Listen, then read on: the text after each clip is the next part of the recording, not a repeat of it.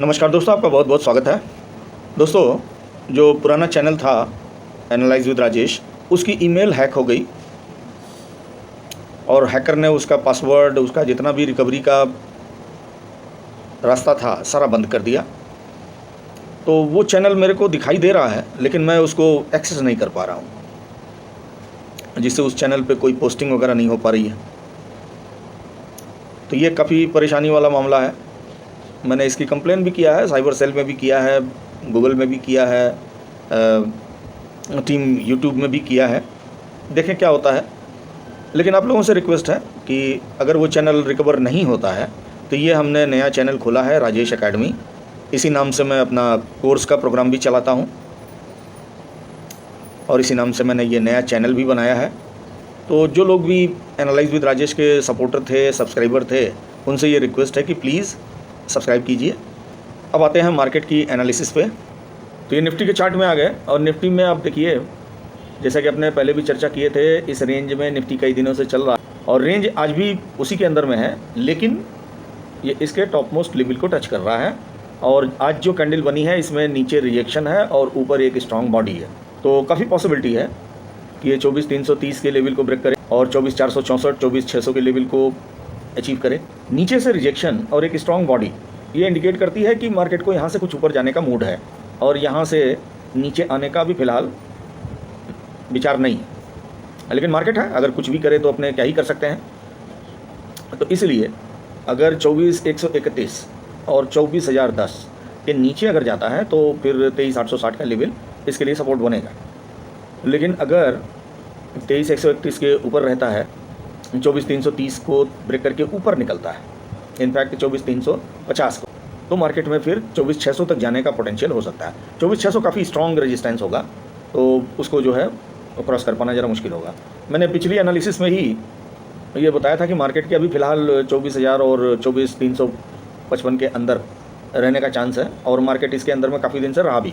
लेकिन अभी का मोमेंटम देख करके लगता है कि मार्केट 355 को ब्रेक करके 465 और 24,600 लेवल तक पहुंच सकता है। उसी तरह से बैंक निफ्टी को भी अगर देखें तो बैंक निफ्टी काफ़ी हल्के मोमेंटम से नीचे आ रहा था काफ़ी दिनों से और 54,600 का इसको एक स्ट्रॉन्ग सपोर्ट था, वहाँ पे इंडिसेसिव कैंडल बनाया और आज जो कैंडल बनी है नीचे रिजेक्शन लेकर के ये स्ट्रॉन्ग कैंडल बनी है और सीधा जा कर के 56,000 लेवल को टच किया है।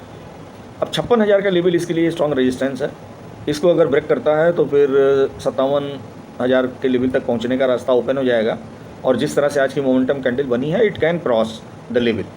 तो हो सकता है बैंक निफ्टी 54,600 पर थोड़ा सा लिंगर करे 1-2 दिन और अल्टीमेटली फिर 57,000 की तरफ में अग्रसर हो। निफ्टी मिड कैप का जो रास्ता रहता है वो निफ्टी बैंक निफ्टी से हमेशा अलग ही रहता है।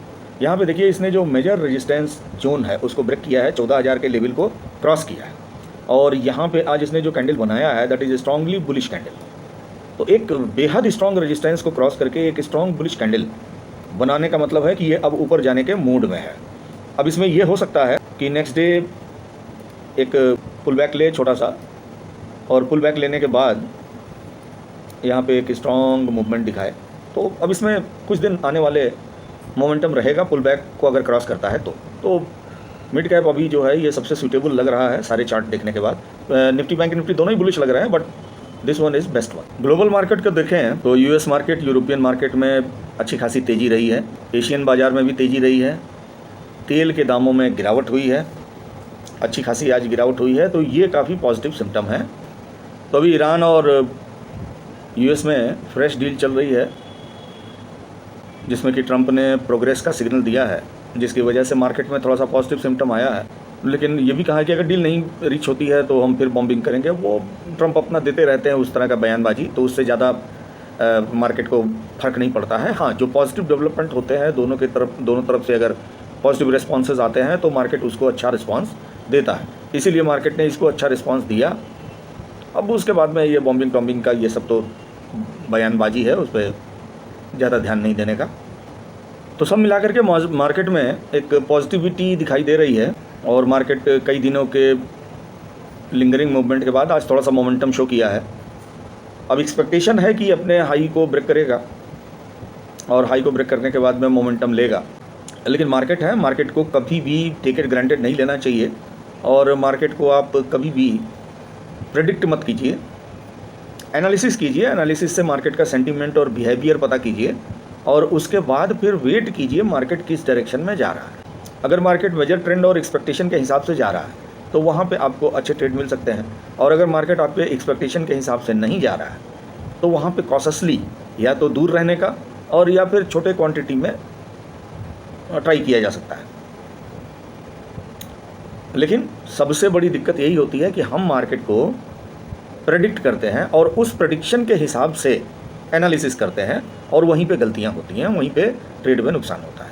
हमने मार्केट को एनालाइज किया, एनालाइज करके एक एस्टिमेशन निकाला, सेंटीमेंट का पता किया, और अब अगर मार्केट उस डायरेक्शन में जा रहा है तो वहाँ हमको अच्छे ट्रेड मिल सकते हैं। वैसा अगर नहीं जा रहा तो थोड़ा सावधान रहने का, छोटे क्वांटिटी में लेने का या स्टे अवे रहने का, तो लॉसेस भी कम होंगे और जब चांसेस रहेंगे तो प्रॉफिट भी अच्छी होगी। तो आई होप आपको एनालिसिस पसंद आई होगी। अगर अच्छी लगी तो लाइक कीजिए, दोस्तों में शेयर कीजिए। चैनल आपने सब्सक्राइब नहीं किया तो प्लीज़ सब्सक्राइब भी कीजिए।